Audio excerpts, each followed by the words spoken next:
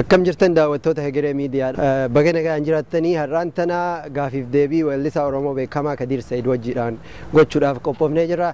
Kadir Said akkuma beekamu biyya baqaa keessa amata dheeraa erga tureen booda har'aan tana biyya Ameerikaadhaa magaalaa lakkuudhaa St. Paul Minneapolis Oromiyaa xiqqoo Minnesota dhufee nu jidduutti argama.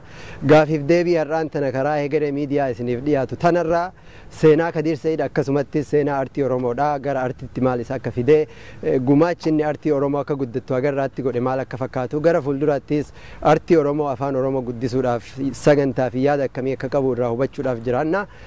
Gaafiif deebii tana akka nu wajjin dhageeffattan ammumaan isin affeerra gara Kadir Saidittiin isin geessa. Gara raasiyaa maqaalee lookoo naannoo maamari kootu gaama koye.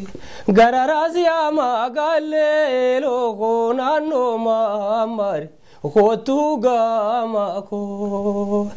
Jaalaltii tunfaala ajaa'iba qabdi sumaana fakkaatti taniin argee hundi.